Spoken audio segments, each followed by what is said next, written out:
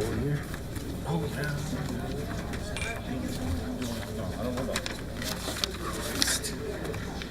I'm getting tired.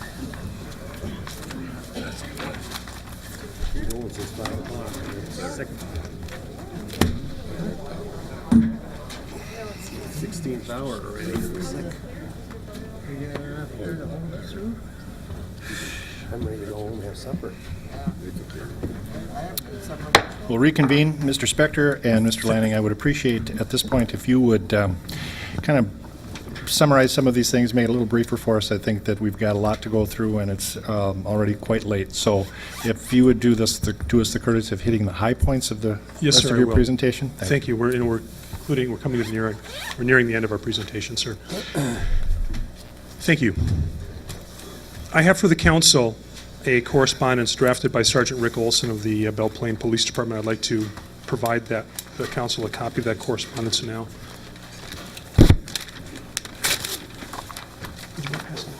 Thank you very much.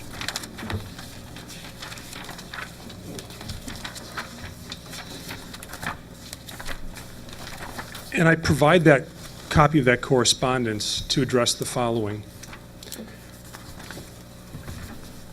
This is a notebook that was, Mr. Lanning and you have a notebook that was prepared by Mr. Murphy and the administrative assistant of the police department.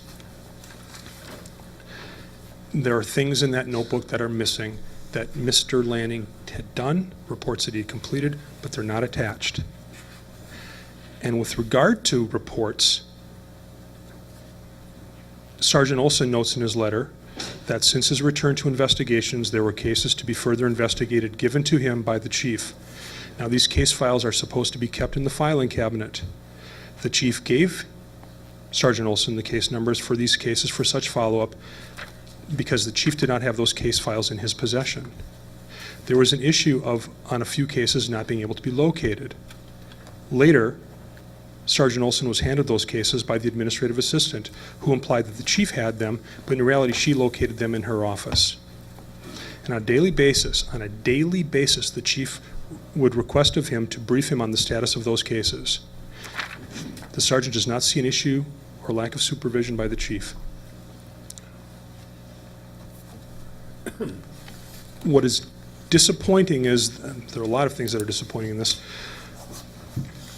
but a list of allegations of dates several months, 6 months, 8 months ago, where they were never even brought to the attention of the chief, but the employee event report was either printed or prepared, and on the bottom left it reads 12/2/2009. Again, these were never addressed by the chief, and had someone approached the chief and asked these questions, the chief could have provided the answers. And if there were deficiencies in his behavior, then those deficiencies could have been addressed. But as we've demonstrated, there really were no deficiencies. And if somebody simply would have asked the questions, could have provided that information. Now, speaking of information, we received a packet of information as we walked in the room today from the lawyers representing the city. We have not had an adequate opportunity to address this. We've had a brief opportunity to review it. We'd like to hit some of the points because even this information is in error. And I'd like to draw the council's attention to the Stalking in 21st Century grant. It reads, on November 30, 2009, David Lanning brought Finance Director Meyer a check for $592.19 from the Minnesota Coalition for Battered Women, along with a copy of the reimbursement form submitted to them as part of the grant. Council did not authorize application of this grant, and I was not aware of the grant until we received reimbursement. In addition, Finance Director Dawn Meyer was listed as the contact for the grant without her knowledge. Again, an incorrect amount was submitted per the grant guidelines and an incorrect accounting of the hours.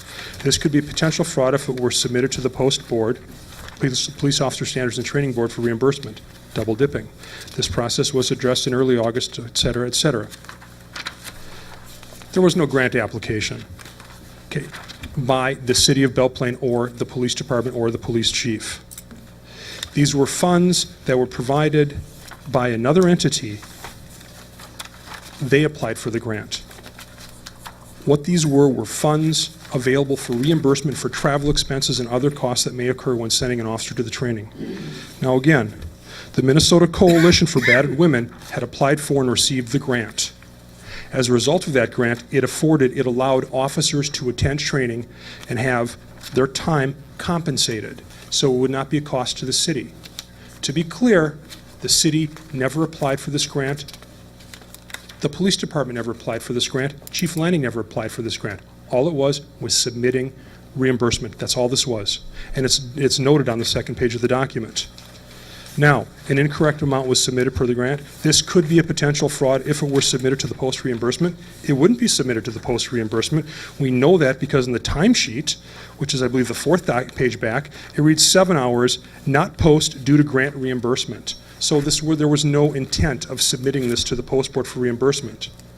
So any speculation that this could be a fraud, it could be if it were submitted next year, but the chief has no intention of doing that, and it's noted on the timesheets. With regard to the prom billing, there's a notation, it's an email dated November 30th from the chief to Amy Jarek. Reads, Visadal has been flexing his schedule since he is in the schools full-time now. As a result, he will take hours off during the pay period to make up for special events such as prom and football game. He had flexed his hours in the past, and the big issue was as long as there was coverage to reduce costs and watch those additional costs to the schools. It reads, the school district is responsible for these hours. Council administration didn't approve flexing the schedule in lieu of billing. There was never any discussion to that. I will defer to the chief on the issue of, I believe it was St. Patrick's Day. And just to follow up on the SRO position, during one of the Public Safety Committee meetings, I discussed with him that the SRO position was a full-time position in the schools, and he would be working solely in the schools. The football games, the prom, those were school activities. The school was aware that he was doing this. They were happy with it.